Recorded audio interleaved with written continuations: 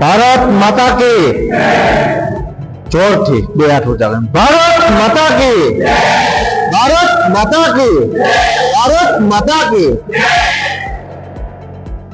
નમસ્તે સદા વસ્તલે માતૃભૂમિ, એ માતૃભૂમિ તને સદાવંદન સાથે અને ભીમરાજ સેવા સહકારી મંડળીના 72માં સહકાર સપ્તાહની ઉજવણીમાં 14 નવેમ્બર થી 20 નવેમ્બર સહકાર સપ્તાહ આખા દેશમાં એક સાથે ઉજવાય છે। આ તારીખ ફિક્સ છે। આ વર્ષ આપણું ચાલુ વર્ષ 72મું સહકાર સપ્તાહ છે, એટલે 71 વર્ષથી ઉજવાય છે। આ 72મું વર્ષ ચાલુ છે આપણું। સહકાર સપ્તાહ શેના માટે, શા માટે? ભારત દેશની અંદર સહકારી મજબૂત બનાવવા માટે આ સહકાર સપ્તાહની ઉજવણી આખા દેશમાં એક સાથે થાય છે। દર વર્ષે એક નવું ટાઇટલ દેવામાં આવે કે આ વર્ષે સહકારી પ્રવૃત્તિ કયા વિષયને ધ્યાનમાં રાખી તે કામ કરશે। એમાં આ વર્ષનો જે વિષય છે, ટાઇટલ છે, એ આત્મનિર્ભર ભારત માટે સહકારી ક્ષેત્રનો શ્રેષ્ઠ માધ્યમ છે। આપ સૌએ આત્મનિર્ભર સ્લોગન સાંભળેલું છે, એને ધ્યાનમાં રાખી આપણા દેશના લોકો કઈ રીતના આત્મનિર્ભર બની શકે, સહકારી પ્રવૃત્તિ કઈ રીતના મદદ કરી શકે, એ વિષય ઉપર સમગ્ર ભારત દેશની અંદર આ 7 દિવસ સુધી ચર્ચાઓ થશે અને કામ થશે। આના પછીની વાત 7 દિવસનું અલગ અલગ એક માધ્યમ હોય છે। રોજે રોજ દેશમાં કયા વિષય પર ચર્ચા થશે। આજના સહકાર સપ્તાહના 5મા દિવસનો આજનો જે વિષય છે તો સહકારી ઉદ્યોગ, સહકારિતા દ્વારા યુવાનો, મહિલાઓ અને નબળા ક્ષેત્રો જેવા કે હસ્તકલા, હાથવર્ક, શ્રમ, મત્સ્ય ઉદ્યોગને સશક્ત બનાવવા, આ આજનો વિષય છે।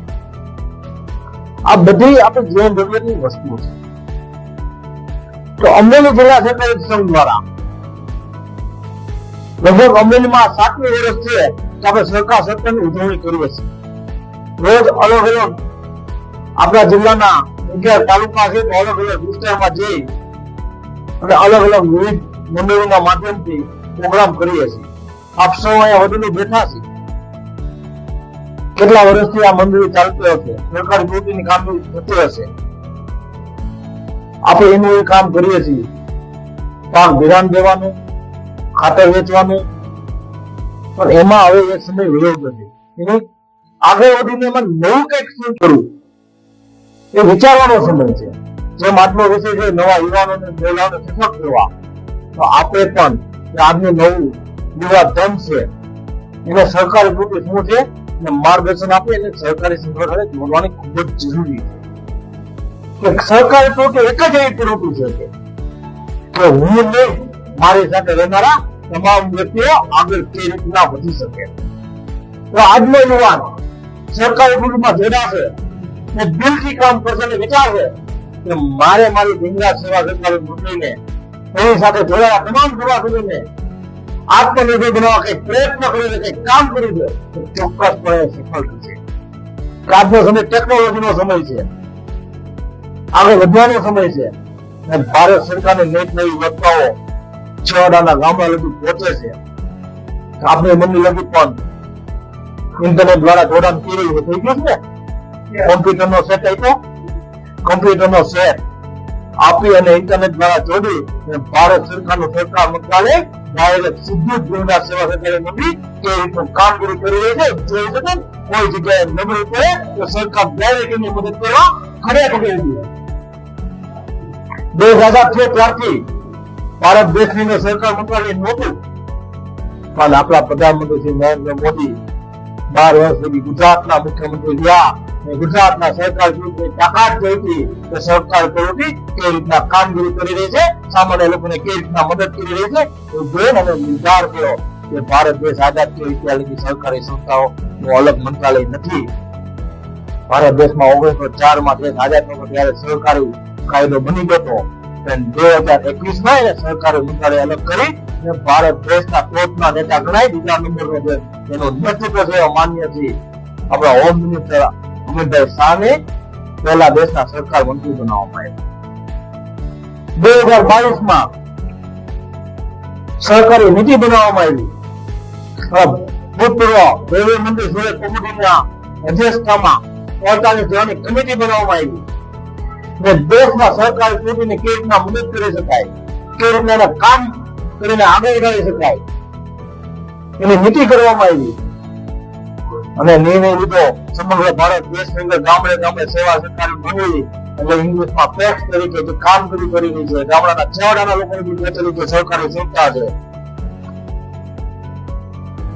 એને કોઈ પણ સભાસદ લક્ષી વિવિધ કામ કરવું હોય, બાયોલોટમાં ફેરફાર કરવો હોય એને સાધારણ સભામાં લેવું પડે, સાધારણ સભામાં ઠરાવ થયા પછી એને જિલ્લા રજિસ્ટ્રારમાં મોકલવું પડે, જિલ્લા રજિસ્ટ્રાર 2 વખત ધક્કા ખવડાવે અને પછી મંજૂર કરે. પણ એક સાથે સમગ્ર ભારત દેશની તમામ સેવા સરકારી મંડળીનો બાયોલોટ બદલી અને 20 વધુ માન્યતા આપી અને મંજૂર કરી દેવામાં આવ્યા. આપણી સાધારણ સભામાં જે મંજૂર ન થાય સામેથી જિલ્લા રજિસ્ટ્રારે ફોન કર્યા કે તમારી મંડળીમાં જે બાયોલોટ ફેરફાર નથી થયો તમે મોકલો અને અમે મંજૂર કરી દઈએ. અને આજ આપણી સેવા સરકારી મંડળી પાક ધિરાણ ખાતર તો વેચે છે પણ એની સિવાયના 21 પ્રકારના અલગ સીએસસી સેન્ટર હોય, પેટ્રોલ પંપ બનાવવું હોય, આપણા ગામની ઘણો જે હોય એને મૂલ્ય બનાવીને વેચવું હોય તો વેચી શકે એ આપણા બાયોલોટમાં પરિવર્તન કરવામાં આવ્યું છે. આનાથી આગળ વધીને આજના દેશનો યુવાન અભ્યાસ કરે છે અલગ અલગ માધ્યમમાં, કોઈ ડોક્ટર બને, કોઈ એન્જિનિયર બને, પાયલોટ બને, બેચલર ડિગ્રી લે, કોમર્સ, આર્ટ્સ, સાયન્સ ભણે, માસ્ટર ડિગ્રી એમાં આગળ ભણે, કોમ્પ્યુટરની ભણે, અલગ અલગ ભણી આગળ વધ્યા ફિલ્ડમાં નોકરી કરે. સરકારી માધ્યમ હોય છે આ દેશમાં વાત કરું તો 6 લાખ વિવિધ ક્ષેત્રની મંડળીઓ આવે છે અને એમાંથી 32 કરોડ જેટલા સભાસદો એમાં કાર્યરત છે. કેટલા કરોડો લોકો યુવાનો એમાં જોબ કરે છે, એનું ઘર એના થકી ચાલે છે. પણ એ લોકો સીધા સરકારી સંસ્થા સાથે જોડાયેલા હોય છે ને સરકારી ક્ષેત્રનો કોઈ અભ્યાસ નથી કરેલો હોતો, એના જોડાયા પછી અભ્યાસ કરે. પણ આપણા દેશના પ્રધાનમંત્રી શ્રી નરેન્દ્રભાઈ મોદી અને સરકાર મંત્રી અમિતભાઈ શાહે લીધો ત્યાં સરકારી ક્ષેત્રમાં આપણા દેશના બહુ જાજા લોકો જોડાયેલા છે. એને સરકારી ક્ષેત્રનો અભ્યાસક્રમ દેવો જોઈએ. એટલે આપણો દેશ આઝાદ થયો ખેડૂતોની ચિંતા કરનારા આપણા સરદાર વલ્લભભાઈ પટેલે શ્રી ગોરધનદાસ પટેલને આજ્ઞા કરી કે આપણા દેશનો ખેડૂત પશુપાલક જ્યાં અંગ્રેજો શાસન કરતા એની માટે ડેરી સ્થાપન અમૂલ ડેરીની સ્થાપના કરી ને શ્રી ગોરધનદાસ પટેલ ના સ્થાપક પ્રમુખ તરીકે આજે આપણે સૌ અમૂલ ડેરીને ઓળખીએ છીએ. વિવિધ દેશોમાં કામ કરે છે. એ શ્રી ગોરધનદાસના નામેથી શ્રી ગોરધન યુનિવર્સિટીની સ્થાપના કરવામાં આવી સાથે આજે ભારત દેશના કોઈ પણ યુવાનને સરકારી સંસ્થામાં ભવિષ્યમાં કામ કરે છે અને સરકારી યુનિવર્સિટીમાં અભ્યાસ કરવો જરૂરી બનશે. સરકારી યુનિવર્સિટી આણંદ ખાતે સ્થપાઈ ગઈ છે, કાર્યરત થઈ ગઈ છે.